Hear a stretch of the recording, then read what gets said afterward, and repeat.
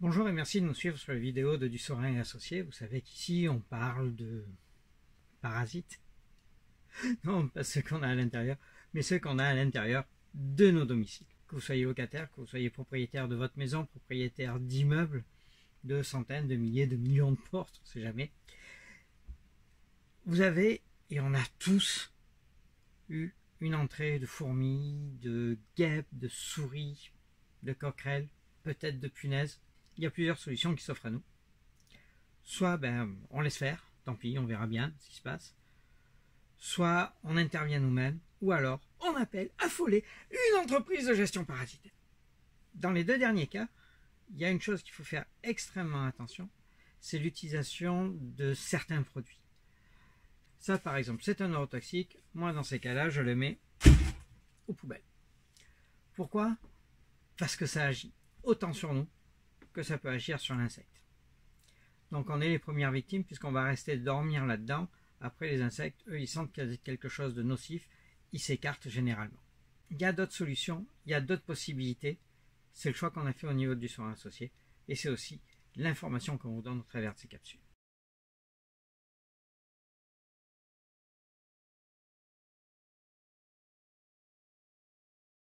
Bon, on est arrivé sur la troisième capsule de notre série sur les rongeurs. On va parler d'un de nos animaux les plus fabuleux, les plus merveilleux, les plus adorables et les plus adorés qui est les rats. J'en ai qui se disent, ça y est, il est fou. Non, j'en ai eu, mes enfants en ont eu. Des rats à la maison, c'est absolument affectueux, c'est fantastique là-dessus. Mais par contre, il y a un moment où les rats, on peut voir ça comme une attaque, une invasion. Mais d'abord, ils viennent d'où ces rats? Si on prend le rat d'égout, le rat le plus commun qui est, il est parti d'Indonésie et puis il est remonté par la Chine et il a conquis littéralement l'ensemble de la planète. Mais il existe aussi le rat noir. On les retrouve principalement au niveau des États-Unis, sur les côtes et aussi un petit peu sur l'ensemble du pays. Mais nous, heureusement, au niveau du Québec, on n'en a pas. Pourquoi? Parce que tout simplement, il fait trop froid pour eux. Mais on va traiter aussi rat brun et rat noir dans cette capsule. On se revoit après ça.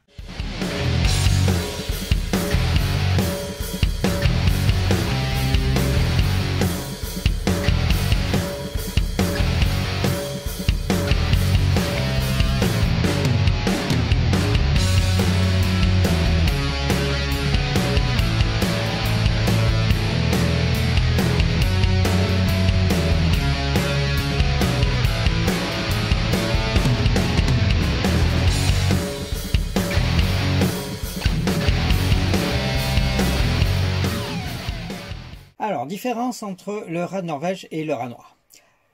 On va partir sur le rat de Norvège. Son nom latin, c'est Rattus norvegicus. Il fait à peu près entre 200 et 550 grammes de poids. Son museau est court et massif. Ses oreilles sont petites. La longueur de sa queue fait à peu près une fois la longueur du corps. Et ses déjections, on dirait un noyau d'olive. Comparativement au Rattus ratus, le rat noir, où le poids fait 100 à 300 grammes, son museau est fin et allongé. Ses oreilles sont grandes, sa queue fait une fois et demie à 2 fois le corps et ses déjections sont en forme de banane. Pour le rat de Norvège et pour le rat noir, les semaines de gestation, c'est 3 semaines. C'est clair. Les bébés par portée, le rat de Norvège, c'est de 5 à 12 sur 2 à 7 portées par an en fonction de la nourriture disponible. Et le temps de sevrage, c'est de 3 à 4 semaines pour chaque bébé. Et la maturité sexuelle est de 2 mois. Le rat noir, lui, c'est 5 à 10 bébés par portée. Le nombre de portées par an, c'est de 2 à 5. Les semaines de sevrage de 3 à 4. Et la maturité sexuelle est à 3 mois. La durée de vie en liberté pour tous les deux, c'est environ 1 an. Au niveau de l'alimentation, c'est omnivore, c'est-à-dire qu'il mange de tout. Par contre, le rat de Norvège préfère les céréales, alors que le rat noir préfère les fruits et l'avoine. Au niveau consommation, c'est la même chose. Pour tous les deux, c'est 1/10 de leur poids pour 24 heures et 1/5 de leur poids d'eau en 24 heures.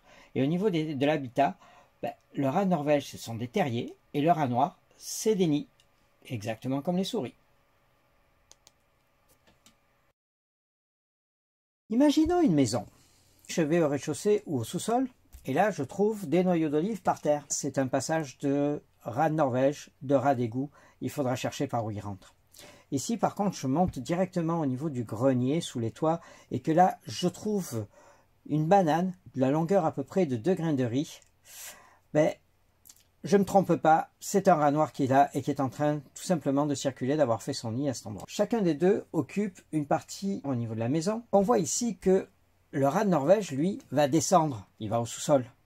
Alors que le rat noir, lui, va grimper dans un escalier s'il est surpris. Il va chercher les hauteurs.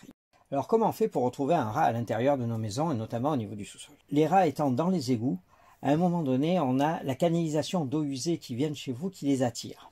Là, les rats vont tout simplement remonter par le branchement d'égout de votre maison et vont retrouver le trou qu'il y a dans le sol. Alors ça peut être un siphon qui est mal bouché, comme on l'a vu. Et là, vous voyez tout simplement l'endroit par où rentrer des rats. C'était l'entrée, c'était justement un trou d'évacuation qui était juste après le clapet, mais on voit ici un autre endroit et vous voyez que toutes les petites traces noires qui sont là, ce sont tout simplement des déjections.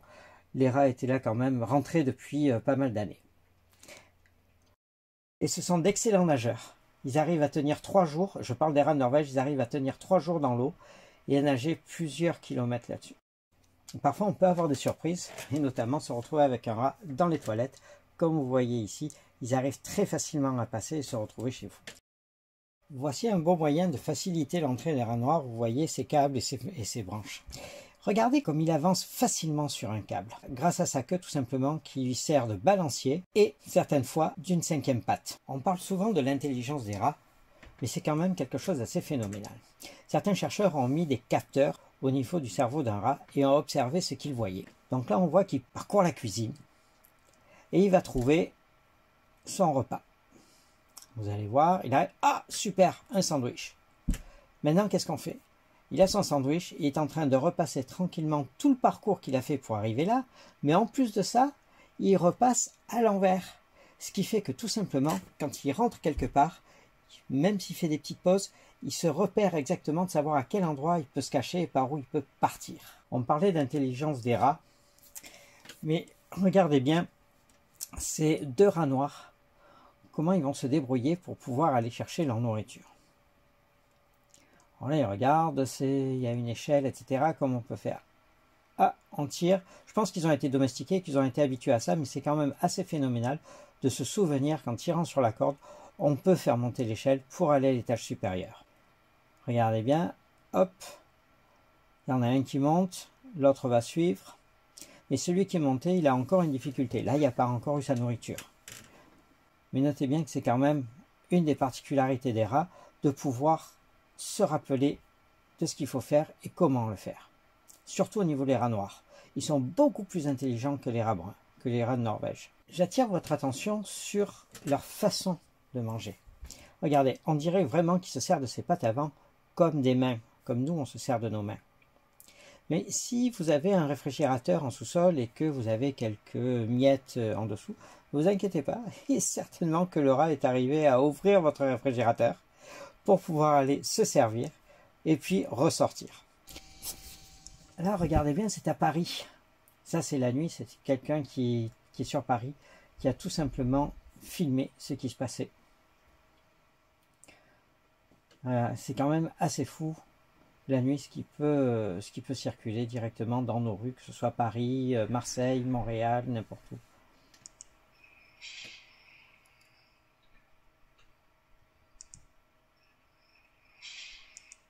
Puis écoutez bien, vous allez entendre les cris au niveau des rats.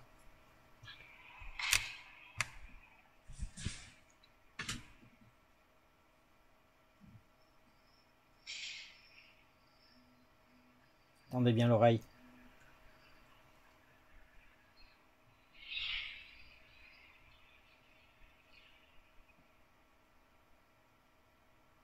Vous avez entendu?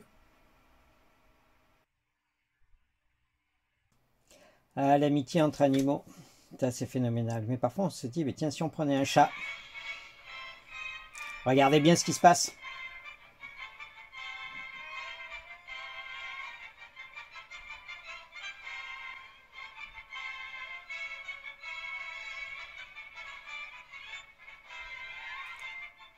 Qui c'est qui a peur? On a vu toute l'intelligence que pouvaient avoir ces deux animaux. Rat brun, rat noir. Vraiment des animaux absolument fantastiques. Mais maintenant, une fois qu'ils sont à l'intérieur de nos bâtiments, une fois qu'on a trouvé les endroits par où ils passaient et qu'on a bouché, certains sont là, il va falloir trouver un moyen pour pouvoir limiter leur présence, pour pouvoir soit les éliminer, soit les sortir. Je préfère la deuxième solution. Vous allez directement dans un commerce, soit un commerce spécialisé d'un exterminateur ou alors une grande surface. Quelle est la chose qu'on va vous présenter le plus rapidement possible? Ça va être les poisons. Personnellement, j'aime pas du tout ça parce que c'est un énorme danger qu'on vous fait courir.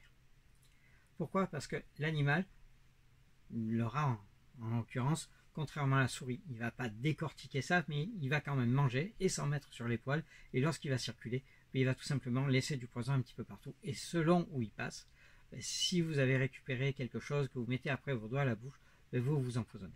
Mais ce n'est pas uniquement ça. Lorsqu'il va mourir, parce que ces poisons-là, ce sont des anticoagulants, donc ça va leur provoquer des hémorragies internes et hémorragies externes. Si c'est dans un flux d'air chaud, je vous laisse imaginer l'odeur que ça peut avoir. C'est absolument infect, c'est intenable et vous en avez pour plusieurs jours, voire pratiquement un mois d'odeur infecte. Qu'est-ce qui nous reste après? La plaque de glu, vous la voyez ici. Vous savez que ça marche que 2 saisons par année, l'hiver et l'été. Pourquoi ça ne fonctionne pas au printemps et à l'automne?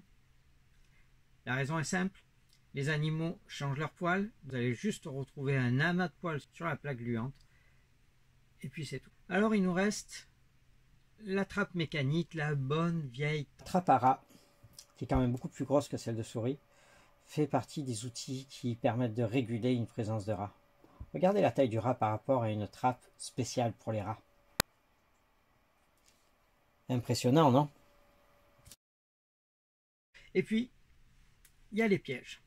Il y a les cages là-dessus. Une chose, c'est que le rat de Norvège, lui, est un animal qui est extrêmement craintif. Il n'aime pas la nouveauté. Il est néophobique, comme on dit. Tout ce que vous allez mettre de nouveau là-dedans, il va l'éviter de toute façon, ou il va envoyer un jeune pour aller voir ce que c'est. Il y a des techniques là-dessus pour l'habituer à venir, et puis après commencer à le capturer. Une fois que vous en avez capturé un, le mieux c'est de prendre la cage, comme la boîte pour les souris, on l'a vu dans la vidéo précédente. Vous le prenez, vous le mettez dans la voiture, vous allez faire plusieurs kilomètres et vous allez le relâcher dans la nature. C'est beaucoup plus simple. Notre série sur les rongeurs vient de se terminer. Je vous rappelle que si vous avez besoin d'informations, n'hésitez pas. Ça me fera plaisir de vous renseigner. Et puis, s'il y a quoi que ce soit, suivez nos vidéos. Il y en a d'autres qui vont arriver.